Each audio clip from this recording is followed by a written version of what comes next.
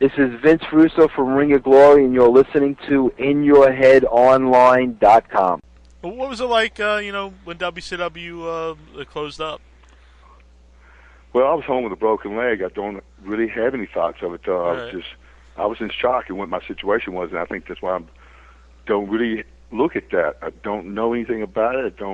It doesn't register to me because I had something else on my mind at that time, and that was trying to figure out how the fuck I get out of this hole.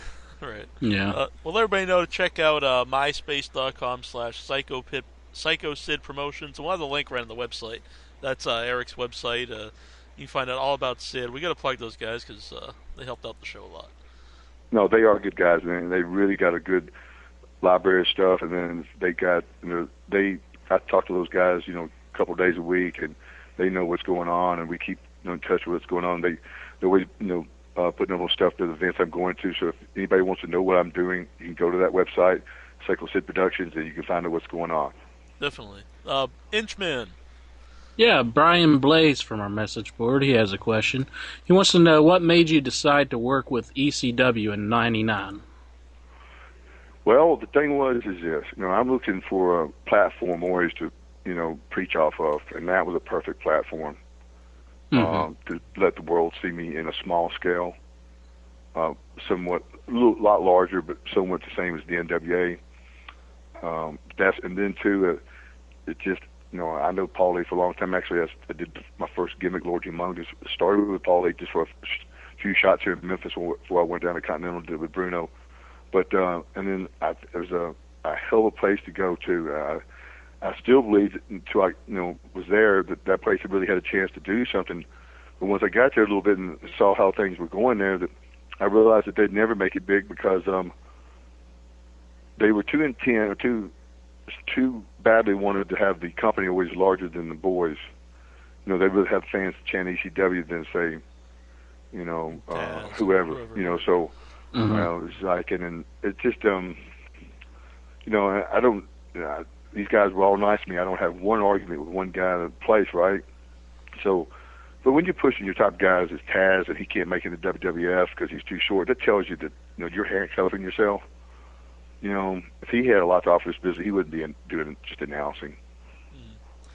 If ECW, if it would have been a little bit bigger, would it have been in a place like you would have liked to have a longer run? Well, as I'll tell you what, it came really close for that to happen. Paul was really, and he got it pretty close for the money, to give me the money I needed. But not enough, though. And so, but no, I'm glad I didn't stay there because he never, got his company any bigger. So I would have ended up working for Vince anyway, which I want to do anyway. But I was just that particular time, you're out there lobbying yourself, and man, Eric came across with the deal of a lifetime, and I wouldn't have turned that down for nothing. Mm-hmm. Earlier you mentioned Bam Bigelow. Just wondering if you saw any of Bam Bam while he was in ECW, because I thought he had some of his best matches. In years. He had some of his best matches there. I'll tell you, Bam Bam, man, one of the greatest workers in this business, man. He had a great mind for this business. He was he was silly. He was known as a really big exaggerator of stories. Not a liar, but a just exaggerator of stories. But when it came down to getting into that ring, guys, and as far as adjusting on the cuff, there was no one better than that guy. Is that the kind of worker you were that you'd call stuff in the ring, or did you prefer the stuff? That's something I used to drive people crazy because you got to realize I've worked with Lawler 1,000 million times. You don't know the finish till you get in the ring sometimes. So that's something I'm uncomfortable doing, and that puts a lot of people in an uncomfortable situation. But no, I like it like that. Now, I think it's TV, and it's going to be something we need to have down to every little segment and everything. I think then you talk it out, But it's a lot of fun to be able to do that on the cuff with people. And, Bam, you get in the general idea what you're doing, but, man, if things weren't going right, he was able to just pick up on it and change a couple of things and make it happen. Yeah. Barbie, do you have a question? Absolutely. One of our fans, Johnny Moxie, has a rather long question I'm not going to read all of. Basically wants to know if you've seen the Four Horsemen DVD that WWE put out not too long ago. No, I haven't.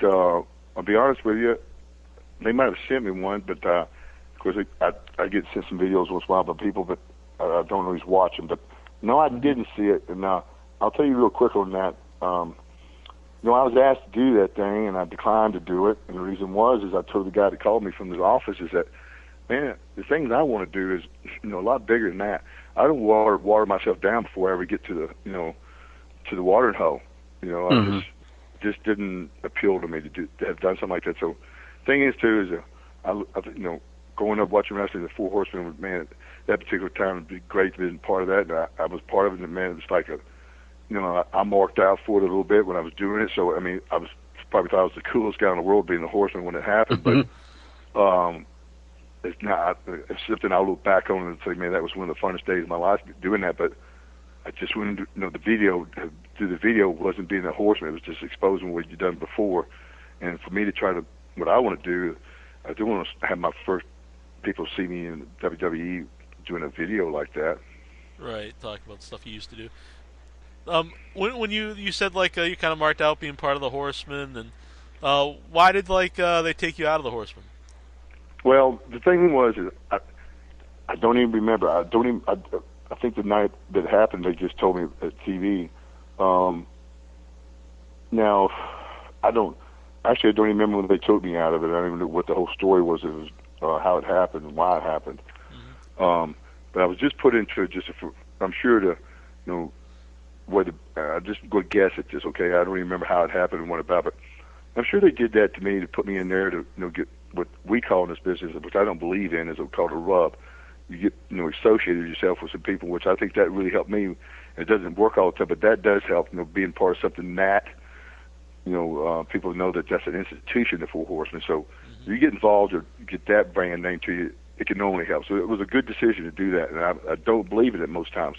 But it was one there, so they got me catapulted to the next stage to where when I went ahead, and which I've always, everywhere I've been, is the only thing they ever had in mind for me is to just be a singles wrestler. So they put me in things like that, or put me into the skyscrapers for a reason, so that was all I can say about that. Yeah.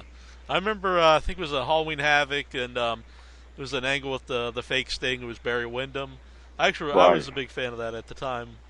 Did you like that angle? That was the favorite thing I've ever done in my life.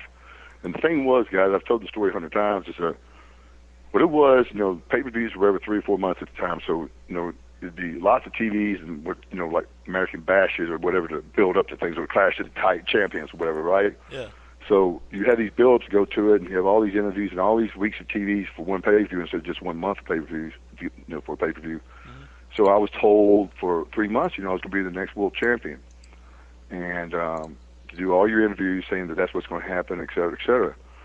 So, that's what everybody thought was going to happen. And what had happened is that without anyone knowing, they pulled Barry Windham to the side and had him go home and lose weight. And I didn't pick up on it because this one thing's not my job, but I was thinking, and so the deal was, I was told in the dressing room, I said, have your match, get your heat, set up to come back, stop Sting, go to the floor, throw him through that door there, UIC Pavilion, they go back to the ring, Sting will come to the ring with his head down, roll him up, 1, 2, 3, you're the world champion. So I said, sure, Well, that's how it happened. Okay, I never knew that was Barry Windham. I didn't know it at the time, but yeah. No one knew it, guys. Right. No one knew that. No one knew it. No one in the dressing room knew that.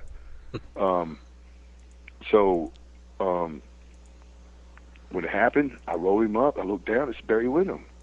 1, 2, 3. I went, what the fuck? He said, see you, kid, or something like that. And I'm just thinking, I'm thinking, what did they just do? So I thought to myself real quick, I said, sure, what they'll do is in next TVs, they'll just say that I beat the wrong Sting or something like that, And so I got the belt, I got my back turned, and I didn't even know it to this point. I hear this loud roar. I look back in the ring, Sting's across the ring. The referee's grabbing the belt for me. He said, stay in the corner, take the Stinger splash, 1, 2, 3. I said, shit, I was world champion for like 15 seconds. But it was good, But it was, to me, that night meant more to me than any night in my life, because I was part of something that was that cool. That was, I don't know, that was maybe best night for me, one of the best nights in the business for me. It wasn't. I don't remember what the match was, how great it was. Probably wasn't great with it. It's just the finish, man. That finish. I'll just remember that.